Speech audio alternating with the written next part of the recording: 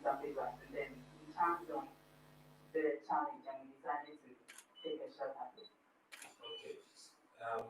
So as a person, Kingsley, as part of this challenge, would you say you were affected before the challenge, or as a business, your business, what you were doing before the challenge?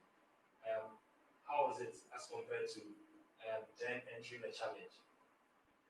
So before the challenge, the thing with COVID is, like they say,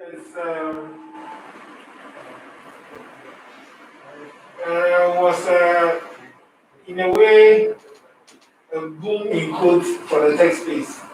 So for us in the tech space, it was before COVID, it was business as usual. But then when COVID hit, the challenge was this was a big opportunity. How can you move quickly? Take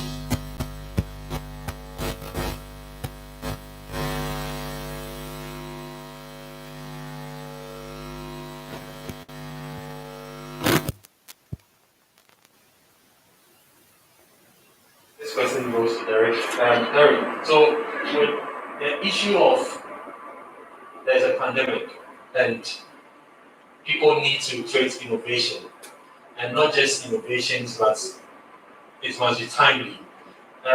Do you think we are in a stage where innovations can be created timely for any pandemic in this country? Okay, so thank you very much. As much as there is always the need for something to be done, I mean, it's not much about whether at that time that the pandemic happens or happening or come out, there's no need for, but then it's all about what is actually available to support it. Because I mean, as the COVID started and looking at the kind of police that we found ourselves, obviously what everyone will be looking at for is for Africa.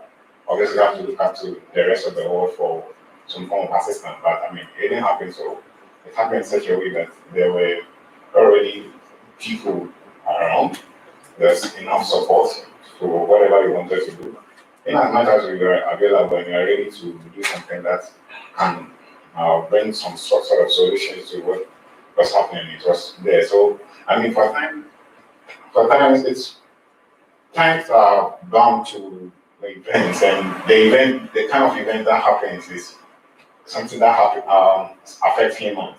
I mean, whether we have enough data about these events happening before or not, we still have to find a way to, look at how we can minimize the impact. And the impact of COVID on Ghanaian businesses, though, we can measure it to be quite unfortunate and one, but then we're still looking up to the point where we can make things turn around. And obviously, by some few years to come, we should be back to the point where we can say, well, we are well accelerated and then things are better than. Yeah. Okay. We are still talking about COVID.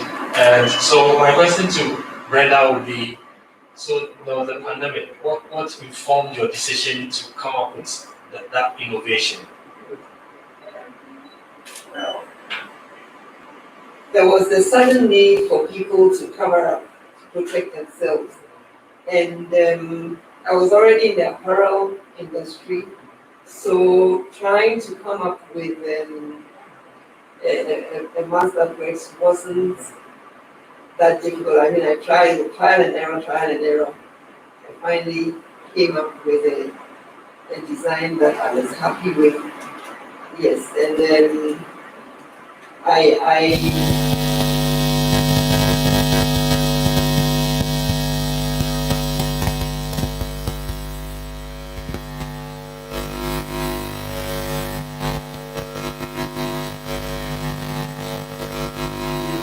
tried a bit of research on the various components of how to, on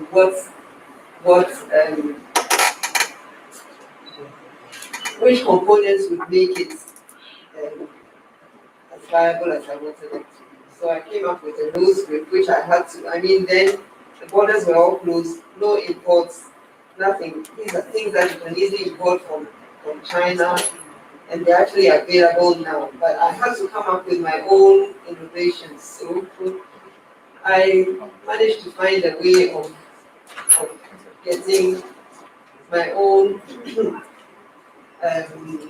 bits and pieces, put them together, and then also the extra filtration that I came up with also. Fortunately, at some point, the FDA recommended some materials to use, which then became the basis for my extra filters that I do to go with the mask. I think that's quite impressive. So everything that you use for your face mask, you put them together right here. You didn't have to look outside the country. No, I didn't. Oh, that's great. Okay. To Liz, can you also tell us what informed your decision? While when I was thinking about people covering, what were you guys as a team? What were you thinking? And so, in the beginning, the news was that surfaces were receptors to the virus. So we were thinking along that line. Like we're thinking about public places like banks and so those places that people will be touching their counters and then the door handles most of them. So we're thinking, what if there was a material, something like baby wipes sort of, that was infused with alcohol, since hand sanitizers were approved to work with the virus. We're thinking along that line. But when we went into the production, honestly, most of our ingredients, we couldn't get them locally. Like when we started, we wanted the textiles industry to produce the fabric for us. And that was another challenge. They could produce it, but at a budget way above ours. And then again, when we finally figured everything out, now we are struggling with, let's say, the container for it, the canister or the bottle. And so that one too, unfortunately, we would have to import. We should I say, we went through every channel. I think was it yesterday or so, I was asking George if he could help me get to Everpack. Because I went there, they could do it, but they didn't want to deal with us because maybe we are a startup or something. They want an amount that we will not be able to afford. And so unfortunately, we have to import the canisters from China. That's the situation we are facing now. Okay. While we talk of companies not wanting to deal with startups, companies, resources that can be produced locally being too expensive than rather importing them. What do you think are some of the ways that as a country we can leverage on some of these things that we have in here to help young startups grow? I think recently I was having a conversation with somebody where I was telling about the fact that I think our ecosystem is too integrated. And the fact that when you want something from A, you have to probably pass up about 3 other people who can get to the person. That is because that's actually affecting us. And so in order to make it possible, I mean, what they were doing was, let me say, COVID solutions were not just about providing maybe software. We need the hardware, so we need many other components to come together so we can have the solution available. So I think that until we're able to have a whole integration of all these, so that our supply chain is so reliable that we can move from A to B within shorter possible time, then that becomes a thing. One other thing that we need to be doing is that we just need to be focusing on people's strength as well. I mean, because in as much as possible, before COVID, we didn't have known that Bless would provide face wipes. We didn't know that Brenda could make these nose masks in quantity supply for even companies and individuals to buy. So what we need to be doing is that aside focusing on these ecosystems that have to be integrated, the people need to also be put emphasis on so that we can now make things possible when that becomes. Okay. So if you're watching us live, this is the Sli Covid-19 challenge, the closing ceremony. It's been 3 months of product building, 3 months of learning, and we are here today sharing all the experiences that we've had throughout this period. This is a panel discussion session. So Kingsley, as somebody who joined this program, obviously you joined for some reasons. What would you say are some of the challenges for which you looked into joining this challenge, this program? So, like, I don't know if I mentioned it already. So we started what we were doing before Ghana's first case of corona was officially reported. And one of the first things we started realizing when we deployed was bureaucracies. I mean, trying to get to the officials. We spoke to so many people in such a short time. It was very difficult for ministers to this to that.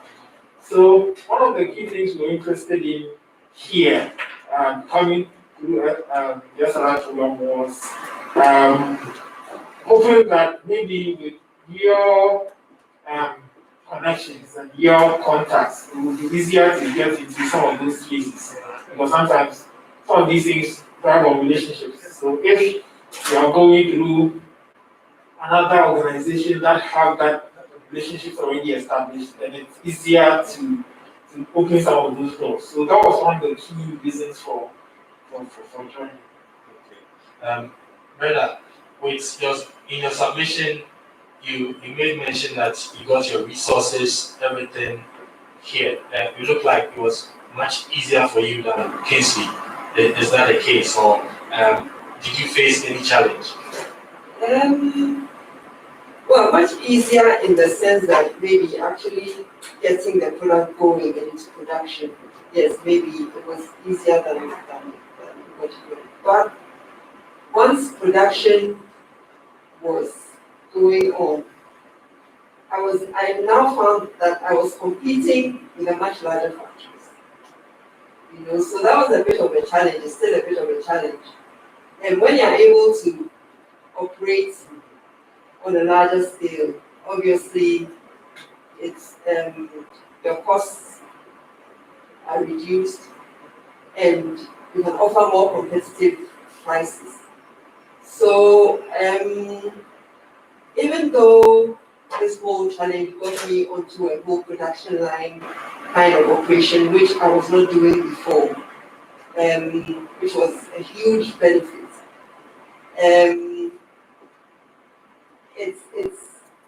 I also, I now found that there was another challenge around the corner, which, like I said before, is being in the competitive space where your prices have to be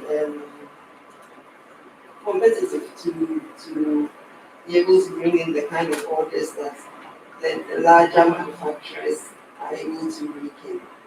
Yes, but I think slowly, one will get there, and it's not just about producing large numbers, it's about producing quality as well, which I think is also very important.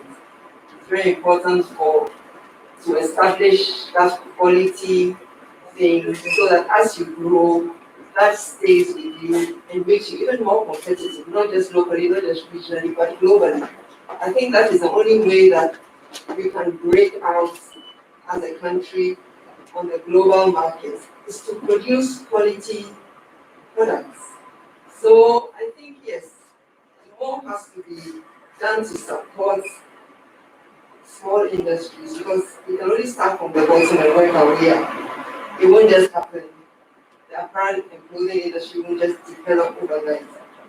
It takes propping people up to make it a viable whole in terms of quality and capacity. Okay, so my next question is to Les. While we speak about challenges, as a startup, you might be looking out for solutions to some of these challenges, and for which reason you joined the Sli Covid-19 challenge. What would you say that joining this challenge has done for the brand Place? I'll say that before COVID, there was nothing like this. It was born out of this challenge. Everything we've done so far has been money received from this challenge. Yeah, so I'll say this challenge helped birth our dream and our vision of this. and it has served as a springboard for us to get to wherever we want to be. So, Derek, we've had the various challenges that were stipulated. What do you think are some of the policy frameworks that, as a country, we need to look at moving forward that can help? We can help young people come up with innovative ideas, come up with it timely, and then they be getting the support that they need, so that every time they're encouraged to even come up with some more. Well, I must say that first of all, we should admit that the one actually there to coming up with these solutions was a problem, okay, an unforeseen one. And so, in as much as it is, we should also know that it will obviously come with another set of challenges. Challenges are things that we can't do away with. I mean, no matter what we do, even if we had all the millions of dollars to spend, we still going to have some of them ahead of us. I think for the frameworks, I always speak about these because the reason being that with support, kind of and a well-developed ecosystem supports, everyone can comfortably move in and then try to do something. You realize that Brenda was mentioning about competing with the big companies and all. I mean, it's also happening in other parts of the world, especially in US, when it got to points, some companies have to change their production line to produce some of the things to meet what the country needed. And so, what needs to be obviously done is just have the right attitude to work. Okay, because in as much as the government or any other person would be, there wouldn't be enough for that. But then, what is also encouraging is the fact that now we've got people like them who are now coming into the market as companies that were born or startups that were born out of a challenge. And these challenges were done, or these solutions were provided at a time where we thought we were going to get it. So they now have served as a benchmark for many other individuals who also want to come. I mean, the support has always not been about finances only. Sometimes it's about having who is in there and doing something like that I can also come in. Because people always say, well, ask a junior high school student or senior high school student who their mentors are. And out of the names they will mention, 90% of them will be politicians, but they are the only people they know. And so, if someone wants to be a computer scientist, like maybe a software engineer, and even at the point you want to get to the university, not knowing any software engineer that you can rely on, then the person obviously don't know how well he's going to try. And so, even as companies are being competitive, individuals are also being.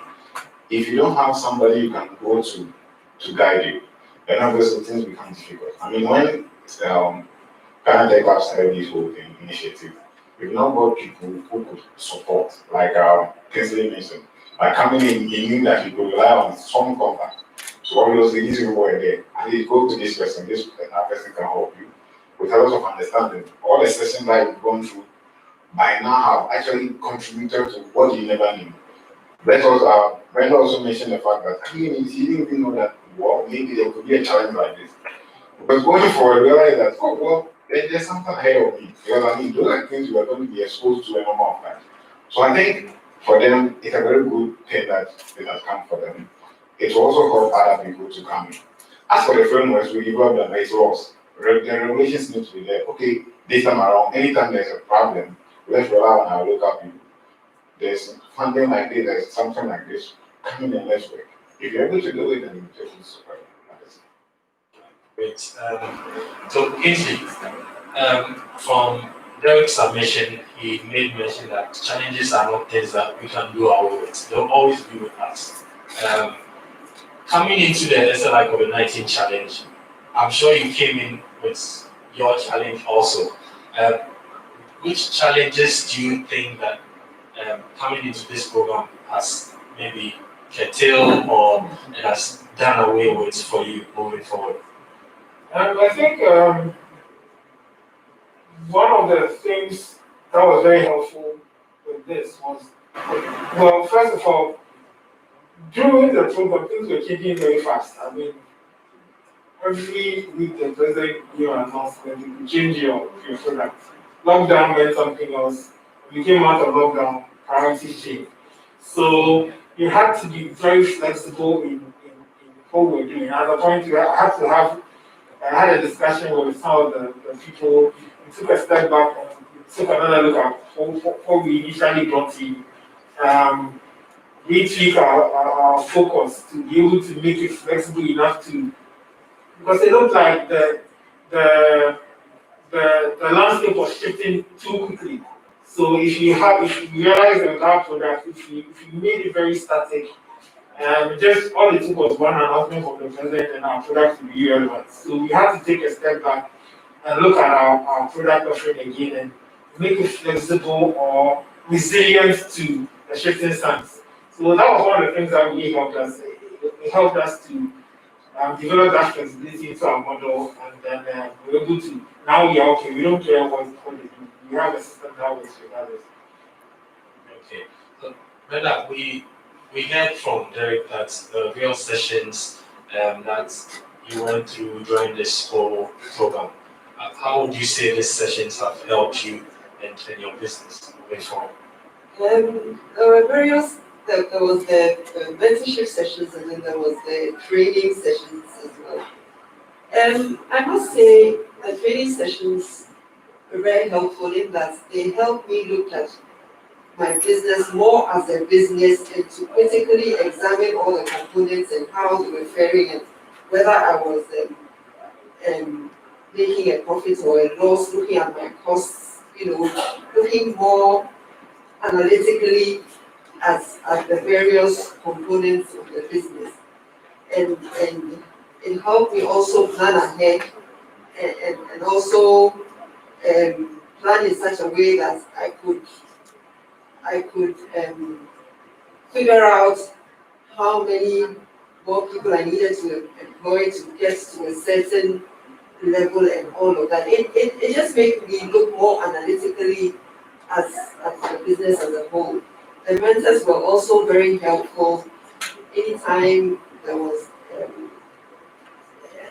something I didn't understand or I didn't know how to approach a certain issue, there was always somebody to guide me and point me in the right direction. So all in all, the sessions and the mentorship was great. It really I learned so much, and I think I do things much differently now than I used to. Okay. And something on the mentorship, because I think coming in as an existing business was one of the things we're looking forward to.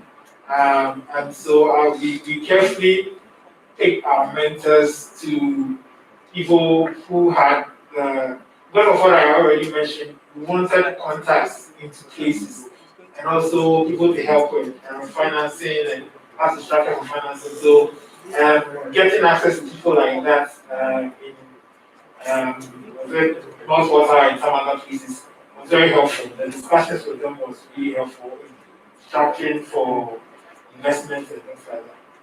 Okay. Les, would you want to also comment on the mentorship and the training session? Yeah, I would say that because our business is new, we relied heavily on the mentorship. Somewhere along the line, we had to introduce a new other products in addition to what we initially pitched. And it was all from the mentorship session. One of the mentor services was, if you're finding difficulty doing this, then do this, and then take your time, and then do what you initially wanted to. So the mentor sessions helped us a great deal.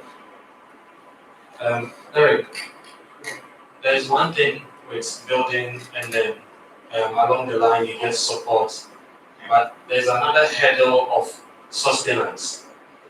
How do you think innovations like this could be sustained moving forward?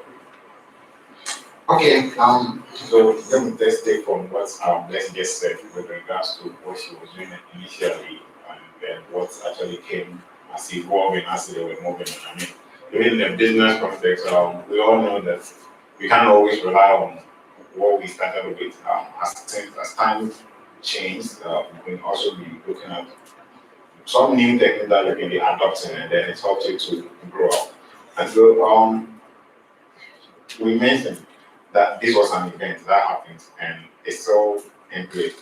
What do we make sure that at the end of the day, the customer, that is more important. How are they taking care of themselves? I mean, you are getting the product, they are using the product, how are they relating with the product? And at the end of the day, how well do they think as well? I mean, let me give you a specific example of when the lockdown started that I think in short and all that, taxis were supposed to sit in threes and twos and all that. Now, even after the president announced, well, let's go back to our norm, and people like, we are comfortable with what we are doing during the peak stage. So, it is people adapting. I mean, in as much as possible, one of the good things that these startups will do that will help very well is to understand what the users are saying about the product. Okay, because if I'm using the nose mask now, and I feel that, oh, aside the fact that I'm protecting myself from the COVID, I'm also protecting myself from some exposure to maybe the sun and many other things that probably are disturbing me. Then I think it wouldn't be a bad idea to maybe continually use it, even though after COVID, I mean, as to whether we are getting those feedback from them, that's very important. The nose masks are in town, a lot of them. I mean, now we can't even tell whether this that we are using will be okay or that we're using are okay. People are saying that there's face swapping, but that may not be the case. And so, as much as we have a lot of them in the system, the taxless bucket for and all, people want to see how well they can include it even after some years. So, you get a lot of information from your customers. You do your own research and you know how well you are traveling. It also comes back to the startups themselves. I mean, have they committed to the company itself or have they committed to themselves? If you commit to yourself, then obviously something will happen tomorrow. And you say that, well, let me just go and do that. But if you commit to the company, then you know that even if you are not there, you can still get people who come and work in the company and still be making the progress. And so we should still come back and appreciate that we can sustain it only if we commit to. And it is just go if we decide to let go. Okay. Yeah. You have to stay committed to the business, not yourself. So the aim of this Sli Covid-19 was for us to scale local innovations to help the government fight against this pandemic that we're in. Would you say, Brenda, as somebody who joined this, do you think your innovation has actually helped the government to curb this disease? Yes, I think so, because I think a lot of individuals and companies have patronized my products. And so in that regard, yes, I know I've helped quite a few. I've sold almost everything that I have produced. So definitely, it's gone some way to alleviate the need for this. Yes. Easily, the same to you. So yeah, so we are in the data space, and COVID is all about making decisions. And this day and age, when you're making decisions, you want to make sure you have the best data. You have to make the best decision you can. And so we've been working with a lot of government agencies and NGOs and all of that to help the fight. So, for example, when people were in lockdown, a lot of people were immobile. And later, the WHO was saying that some of the risk factors for diabetes and things like that. And that obesity and all of that also makes diabetes a risk factor. So, we're working with the Diabetic Association to help people determine their risk factor using USSD and things like that. So, all of that with the aim of helping people. If you know your risk factor, then you know how to protect yourself and all those things. And we also help people when the government started doing the food distribution, and a lot of NGOs got into that space. So we mobilized to help people find distributions near them using the USSD. So it was basically looking at what's happening on the landscape and looking at how best to help use data to organize people or make people more informed. And so we were really helpful in doing some of those things. Okay, so as a business, Les, what do you think are support you want to get from your side? We know Derek has spoken about supports that are needed, but what do you think are supports? You being in this space, what do you think are supports that we need to put in place to help young people come up with innovations and then use it to cause change? Okay, so from my experience doing this, I think the biggest support would be for like the big players, the big industries to be able to work with startups. Like say for example, I've been to almost every packaging company in Ghana, and then they will say that, oh, but to do that, we need a down payment of $10,000. But you know I'm a startup, I can't afford that. So I'll say, okay, fine, let's do 1,000 every time. They will refuse. So let's say if the big companies can, let's say, be flexible towards startups, yeah, to the needs of startups. Like I say, if a startup says, I want just 1,000 or 100 from the beginning, they should be able to accommodate and then do that. Thank you so That much. would be the biggest support. Okay, thank you so much. Let's give them a hand of applause. This brings to the end of our panel discussions. Thank you so much. Thanks for ladies. I can have a seat now. Thank you. Well, let's give them a hand of applause.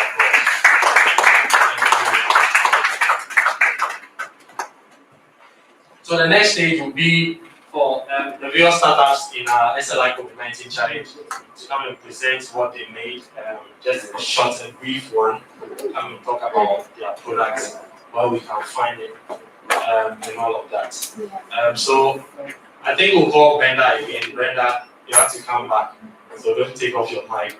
Let's give Brenda a hand of applause. She's coming back.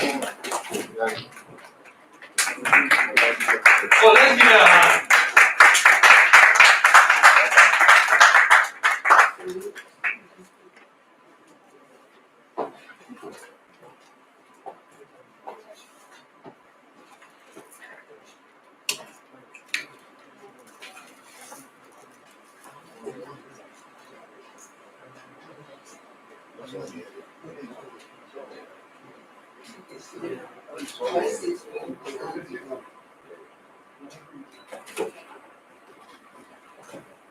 Yeah, you can say it. Yeah, that's fine.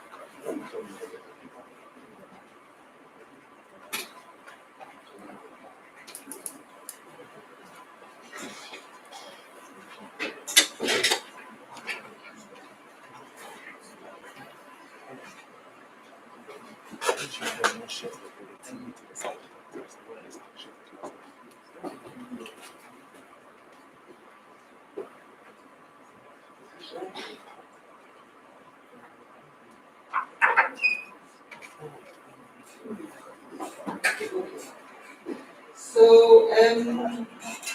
basically, I came up with this design based on the design of the disposable mask with the pleats facing downwards, and also with a grip on the bridge of the nose. So I have this encasing over here, which houses this flexible metal wire, which I created to serve as the bridge. And then also a gap at the bottom of the mask for extra filter. The FDA recommends that after a few washes, we should dispose of these masks. So I thought instead of disposing of a reusable mask after just a few washes. I created some filters. Sorry, I forgot to bring them. Filters which you can insert through here, so that the filters are disposable. Every day you put in one filter, at the end of the day, you take it away, you take it out, dispose of it, wash your mask, and reuse when it's done. And the elastic is very soft and comfortable. And all the layers are cotton, 100% cotton. Locally produced cotton. And so as you can see,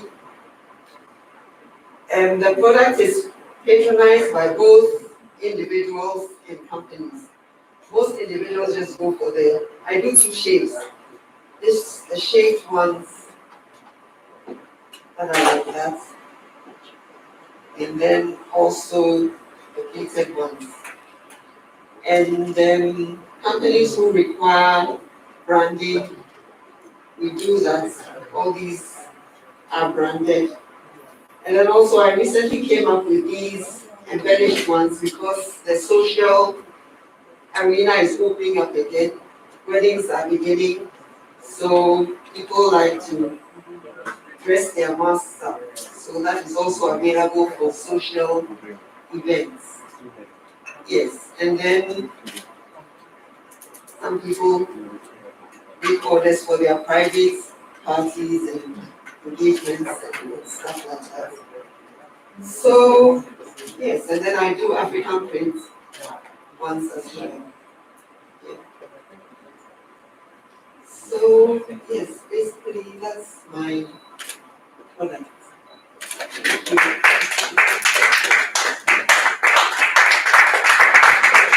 Thank you so much. Thank you. So call on Bless to come and show us their plates, wipe, and spray. Let's give Bless a hand of applause as plates. Yeah, or I can just take one. Yeah, it's fine. Let's do it.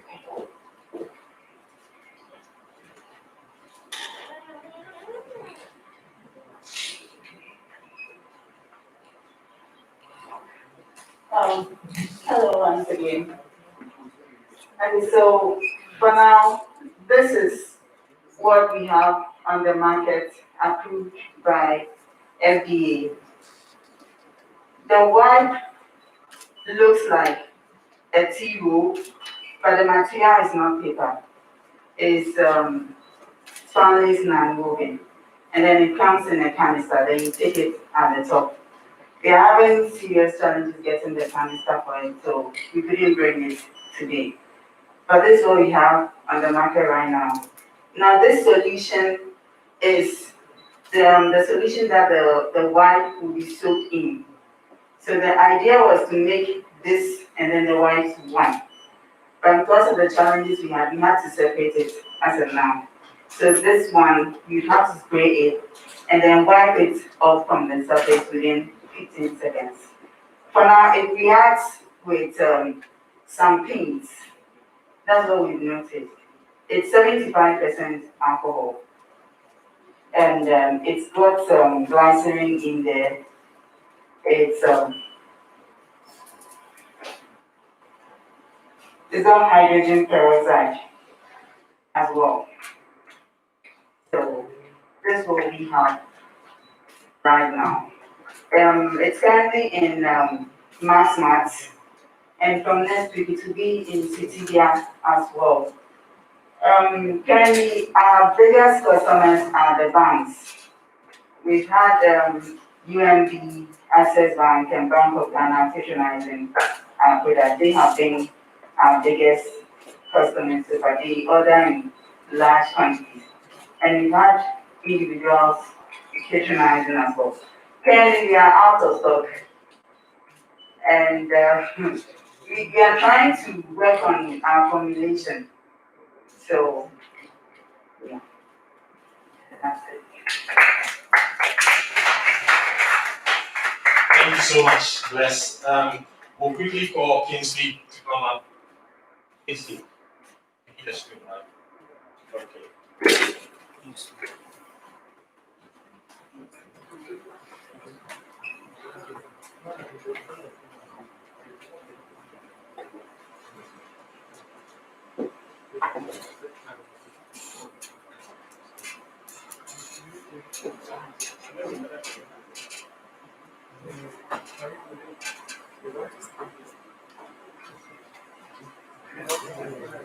Yes.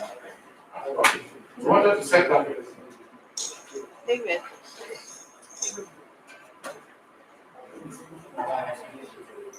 No,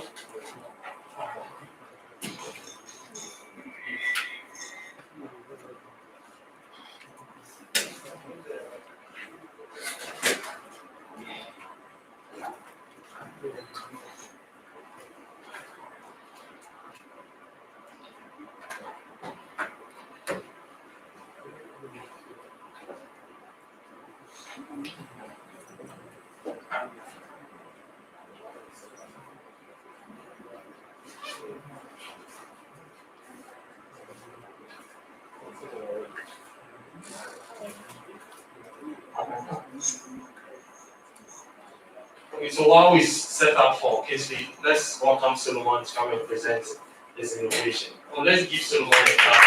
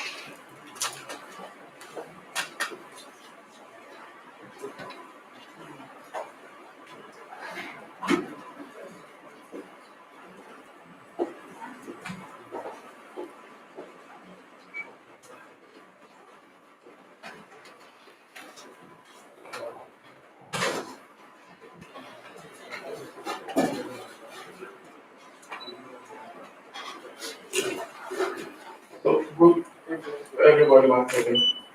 Solomon Angel. I represent Center Electronics, a robotic lab in Voice in my technical school. Before I begin, my group said when I come, I should start to thank the Almighty God for everything that He has done for us, especially Ghana Tech Lab.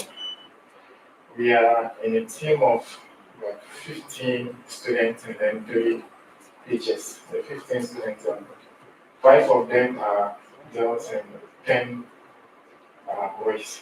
The teachers to 2 of them are male and then 1 is a female. So we started working since 2019. What we do is we only come to the lab and what we think that we should do, we do it just for fun. But sometimes we do something and we bring it outside.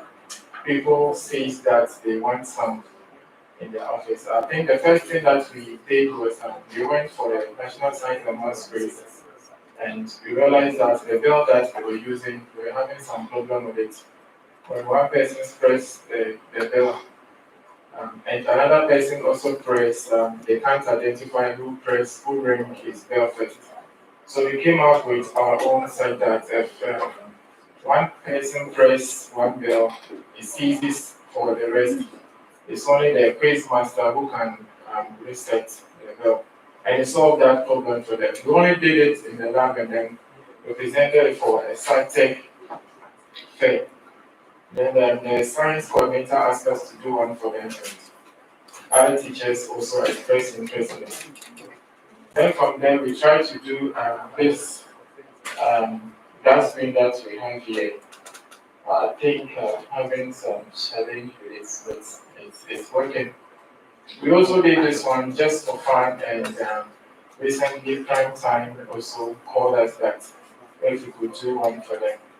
I'm saying that we do this thing for fun because it's only this time that we've started entering into a business because of I think Ghana Tech Lab. When they picked us, they train us so well that we now understand that we shouldn't work for only fun, but we can also do something to sell. So when the COVID came, we've already done this thing, but it wasn't for hand washing. It was for dispensing water in offices. That's the first thing that we did. So we gave it to the headmaster. If you send the cup there and the water comes. So when the COVID came, some of the students said we should turn it into hand washing machine, and we did it. And somehow the students picked it, and then they took it on social media, and it went on viral. So when Ghana Tech Lab picked us, I'll say they've done so much for us. If it weren't Ghana Tech Lab, I think this thing will still be in the lab. It won't come out. We are so much grateful for them. They've done so much for us, and they said that when I come here, I should thank all of them, especially the kind of advices that they give us. If Mr. George is here, I think I owe him a lot. He suggested that we should add a mechanism to this bucket such that if it goes off, the electronic goes off manually, we can work it. We did it, but when we checked the cost, it was too high that we knew that we couldn't sell. So we tried to take that one off to make the cost so that people can purchase. And then also, there are so many advices that they gave to us. There's one guy in Derry, I've forgotten his name, he was one of my mentors. He told me that if we could extend the distance from the sensor to where the hand was, we had first did it 30 centimeters, and when he said that we increased it to 40 centimeters. And it's working perfectly because the 30 centimeters, when you bring your hand, it normally splashes all over the place. But so the 40 centimeters is also good. And then also Mr. Eben. Mr. Eben also gave us an advice that this our stand. He said it looks like there's a defect on it, and we also worked on it. And then Mr. Norbert. But Mr. Norbert looks like he's always with us. So I think everything that we've done, most of the advices come from him. What he don't want is our the way the whole thing is. He thinks we can do better than the way we package it. So we are still working on that. We have Ghana Tech Lab has also exposed us to the whole place. I think one of the things that we are so happy with it is that they've been able to send these buckets to, I can say, the whole country. You go to Adewale, you go to Boga, you go to Volta region, everywhere you can find these buckets there. And we are very, very happy for that. And we think our bucket has added a kind of this way of curbing the COVID because most of the churches, when they resumed recently, they came for it. They are now buying it. We were having problem with their old one, so they said when they use this one, it's helped them a lot. And most people like washing their hands with this one instead of the normal one. And you can find this products in Boys Tech. That is where you can find this our products. We are so much happy with, we have a success story that says that right now we can boast that apart from this, we can do a lot. We didn't know that we could get some funding to produce this. The money that Ghana Tech Lab gave to us has helped us a lot. Now we are planning of doing this one too. So if we add this one to this, so this time you don't touch anything. After washing your hands with this one, you just drop the tissue into this one, and then it's open for you.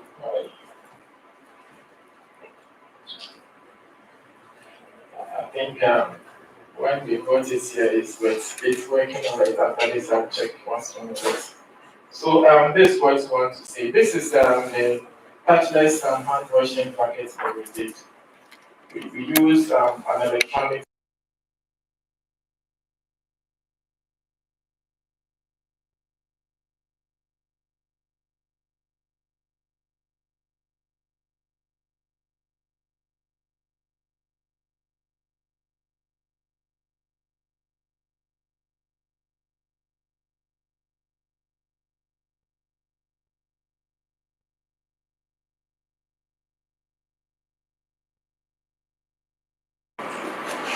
I'll check what's wrong with it. So after this, I think we'd like to see how we can also package this one very well so that if we can sell it to individuals who are interested in it. I think this is what we have. Thank you. Thank you so much.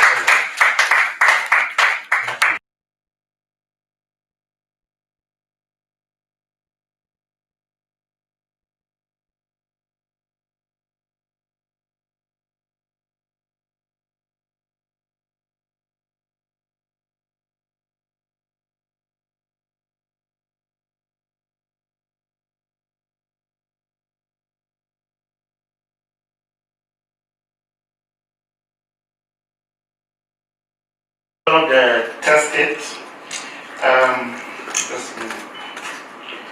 Basically, our test kit is a rapid test kit that is supposed to be able to test two main things. First of all, it's able to test whether you have an infection, and it's also able to test whether you develop immunity to an infection. So currently, if you look at the COVID-19 protocols, you are tested, and then after 2 weeks of trainings and everything, you are tested again to see if your result is negative.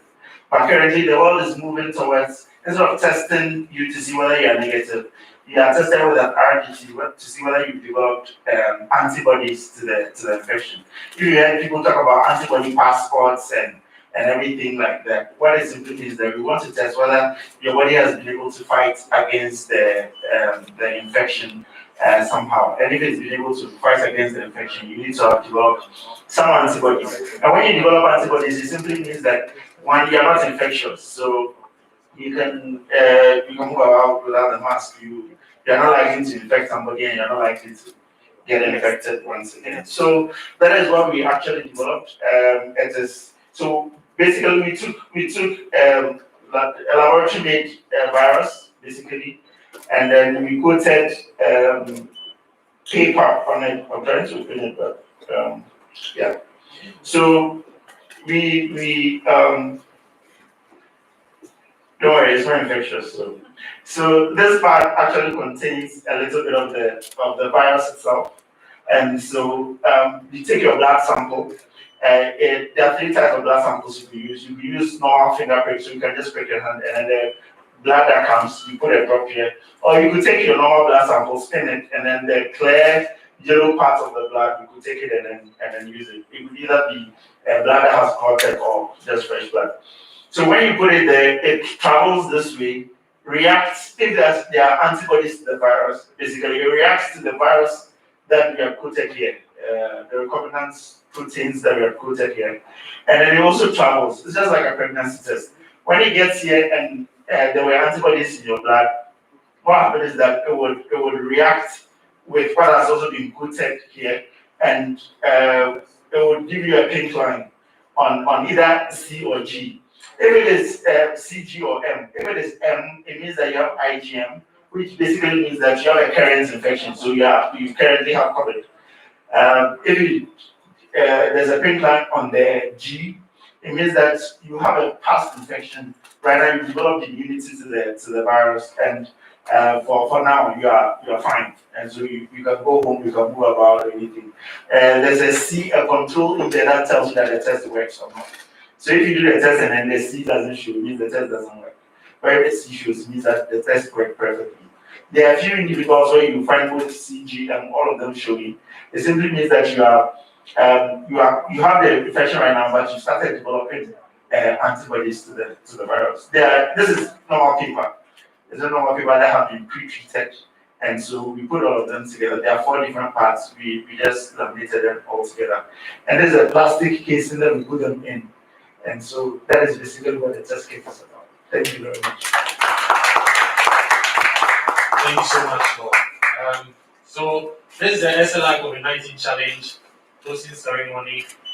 Our startups are presenting their various innovations throughout the program. The next that we'll call on is Kingsley. I think Kingsley is ready now.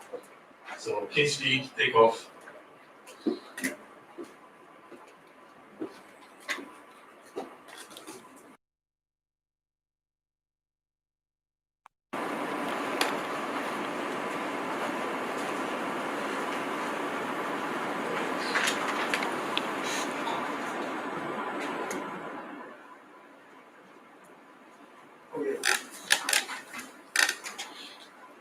Okay, so my name is Kingsley Osai. I'm software engineer with Cognitive Systems. Initially, we started to develop a system to help with symptoms analysis based on the WHO provisions. And then later down the line, as it became more and more evident that COVID-19 will require a lot of data to facilitate decision making, we made our system more generic to be able to help all the agencies, whether governments, NGOs, churches, whoever needs to have data to be able to make decisions. So we retrofitted our system to be able to do that. Our system basically allows you to be able to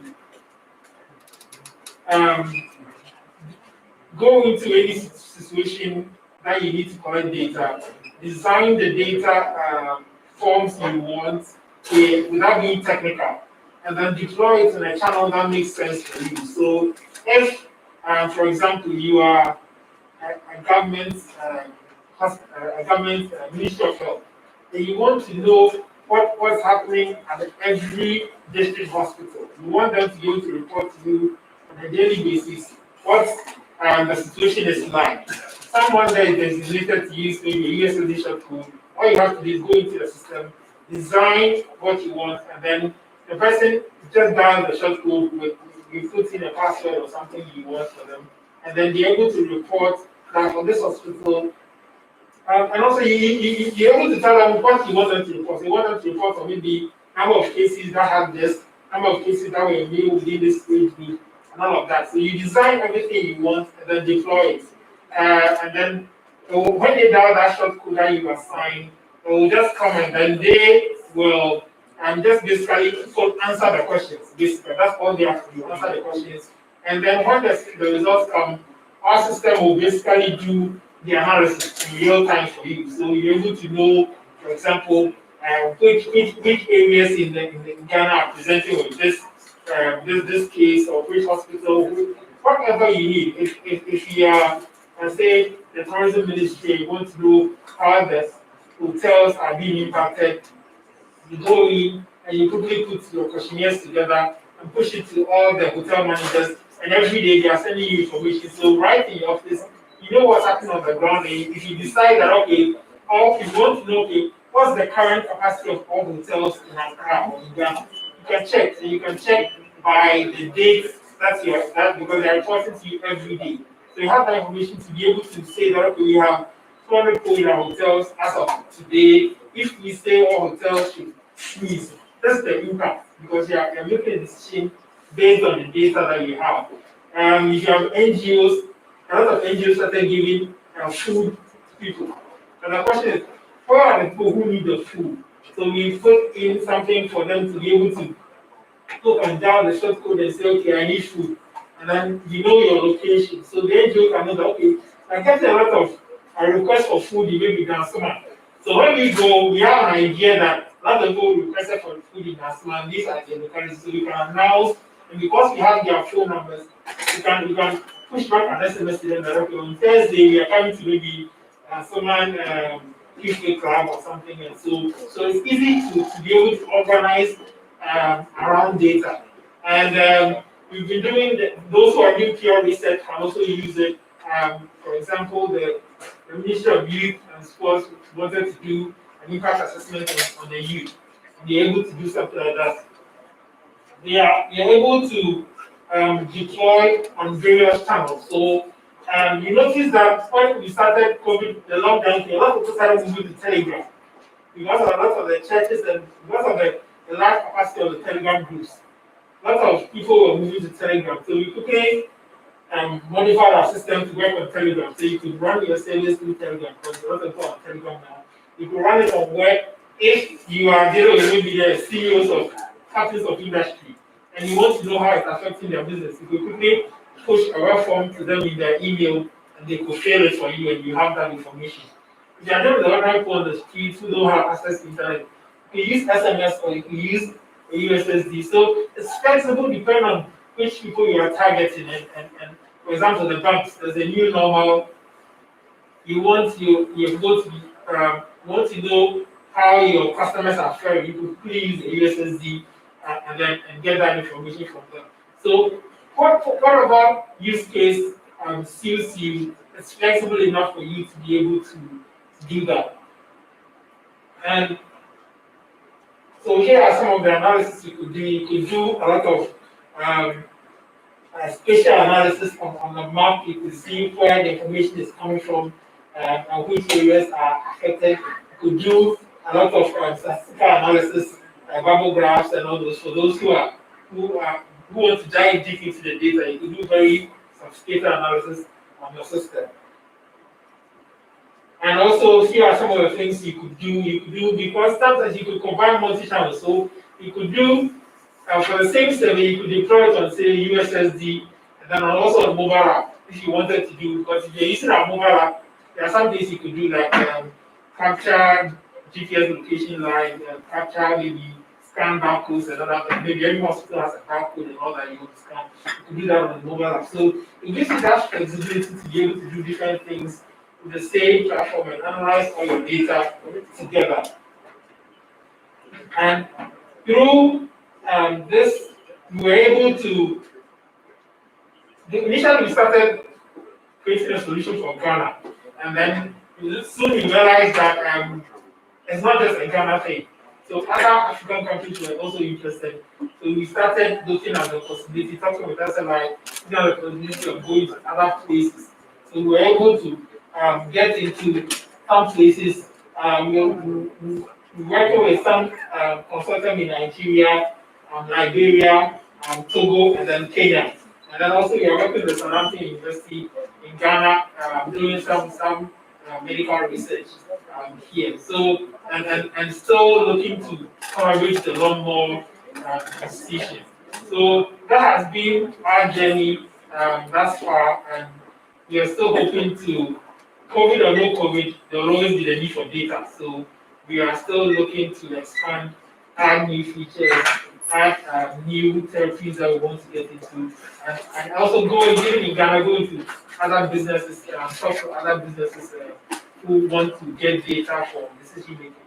So that's our plan for now. Thank you. Thank you so much. Thank you. So the next will be from Contact Tracer.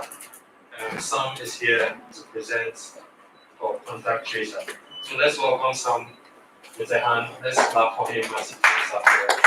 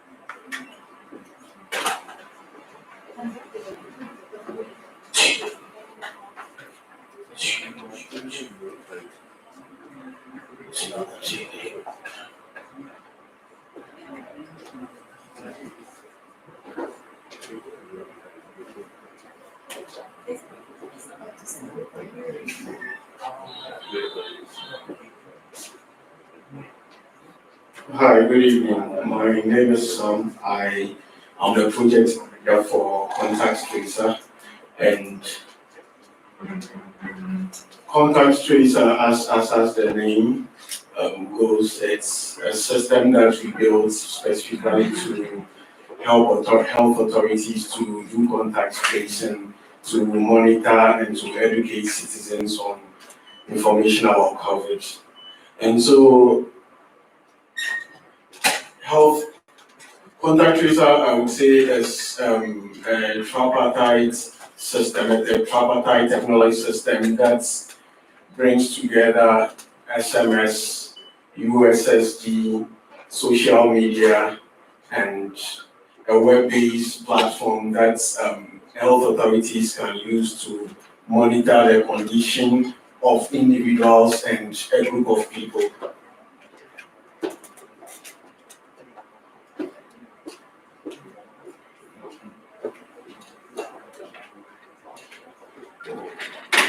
Okay, I don't know why I'm not entirely sure. So the idea was that, okay, there's a company called Asoriba, and we have a church CRM, that is a web-based system that we use to manage churches. And so we decided that, okay, so why don't we go into the system and look at how how churches have been successfully using this system and turn it into a system where health authorities can use the same format to monitor contact tracing. And so we decided that, okay, the first thing we need to look at is to turn the system into a full-fledged, more like an isolation center, a hospital, and then a place where people can come and get information. And so on social media,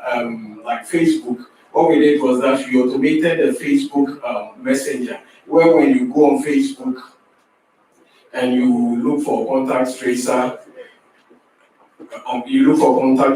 you type hi in the messenger section, then automatically the system responds and asks you what you want to do. And so if you are infested, you can say I'm infested, you can type your name and then you show your location and then we pick it up from there. And so what we've done is that we have a group of health professionals who, when you enter your details, they call you for verification purposes. And so when they call, they ask further, they go further to understand what your conditions are and what needs to be done. And apart from that, there's also a way of engaging the people via forums. We've created forums where people who download our mobile apps are able to join hospitals, join groups who educate them about COVID. And so for people who also don't have internet, there's the USSD, as you can see.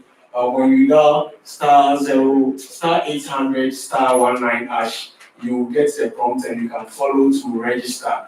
As it's the same for WhatsApp. When you dial 0594,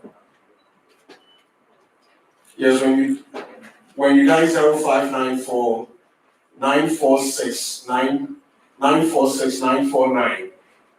On WhatsApp, when you send a message, you get the prompt as well. What we do is that we gather all this information, and depending on your location, we are able to assign you to a hospital. Then the hospital authorities then take over, they engage and and advise you as to whether you have to self-isolate for some time whilst they monitor, and if need be, they can call you or they can pick you up for further examination. And also, individuals can go on the app and say that, I think I am infested, come and pick me up. And immediately the hospital responds and they will come pick you up. And for sustainability, what we did was that we added a donate button to the USSG and the mobile app as well, so that individuals can say that we want to support this fight, and so we are donating, so as to be able to sustain the project. And then going forward, what we want to also look at or focus more on is the education aspect of what we do, because we realize that the support and the support on social media is really growing, and people are really rallying behind the fact that conflict will have to go away for us to have our normal lives. And so from this month, I guess we are looking at starting a campaign using the Contact Tracer app for a campaign against stigmatization, and it's something I want everyone to look out for. It is something we want to do. And then the next thing we also want to look at is to localize the solution. And so together with Ghana Tech Lab, what we are doing is that for all the partner hubs we are working with, we want them to adopt the system and use the system. So if you have people who come for trainings in your hub, what you'll be able to do is that at every point in time, you can tell who came for training and who they came in contact with. And contact tracing will be easy. You wouldn't have to use papers and all that. When there is an incident, you can tell who was there and who they were there with. So I think basically this is what we've been able to do. And we launched fully in July, and from July to now, we've been able to have about 224 people on the platform. We've been able to trace about 57 contacts, and it is still counting. And we believe that as the months go on, we'll increase the number as well. On the impacts, we will say, okay, so we've engaged about 6 people. 3 are mobile app developers, 2 are health professionals, and then myself as a project manager, and another person who is in charge of stakeholder management. And so the challenge has helped us. For us, it wasn't something we had in mind from January. It just came up as a result of the coverage, and this is how far we've been able to come. Thank you. Thank you so much, Sam. Thank you. Oh, we can do better. Let's give it. So this is the Sli Covid-19 closing ceremony. Thank you so much for being here. We'll call on our managing associate to give us final words, and then we'll have our closing remarks, and then we can close from here. So let's call Eddie Akani. So I think it's been a successful program, and I must admit the innovations developed and created are exciting, and I believe that one of the things that we can be proud of is that these are all locally made. I like all of them. I mean, the nose mask, I told Brenda personally that when I look at her nose mask and I compare it to what's in the market, I see the difference in terms of quality. I also like the idea of the rapid test kit. It allows a lot of people to be able to quickly know their status. And then the surface wipes is also strong. I mean, I use it and I can see that it's a good thing. So I just want to commend all of you to keep up the good work you're doing. And like I said in the opening remarks, think of how to sustain the business, because COVID will definitely pass. And then once COVID is gone, how are you going to continue running your business? What will you do to make sure that your business grows and then you can also get people employed? So this is the platform that Ghana Tech Lab has given you. I like what Lex said, that through the program, now she has a product that is out there, and I'm very proud of her in terms of the demand that it got from Access Bank and then UMB. So it tells you that the people, when given an opportunity and then chance to develop something, they can do something great. So we should be proud of what we have locally, and then in any way we should also support. So for example, you can refer friends and family to be, you can refer friends and family for some of the products. If you know anybody that wants a nose mask, you can always refer the person to Brenda if you know anyone that needs a surface wipe or a touchless bucket, so that we can also help them to grow their businesses. So thank you once again for coming, and then all the best, and fight hard. I mean, this is just the beginning, and there will be hurdles as you go on. So you should believe in yourself and then fight to make this innovations sustainable. Thank you. Thank you so much, Mr. Akani. So we'll call Rebecca to give you the closing remark, and then we can have some networking session. Then we can just go. Rebecca, Adai, let's give her a round of applause as she comes.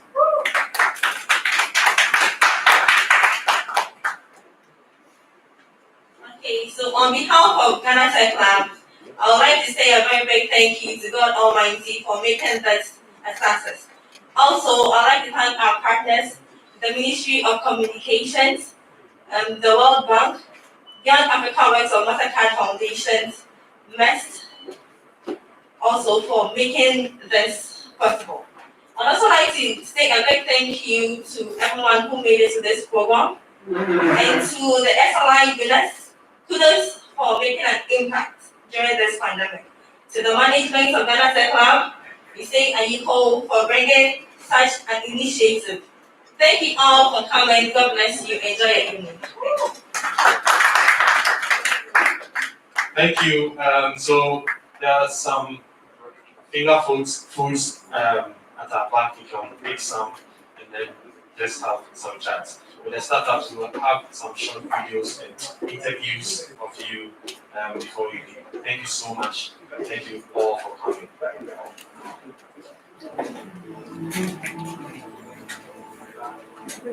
Great.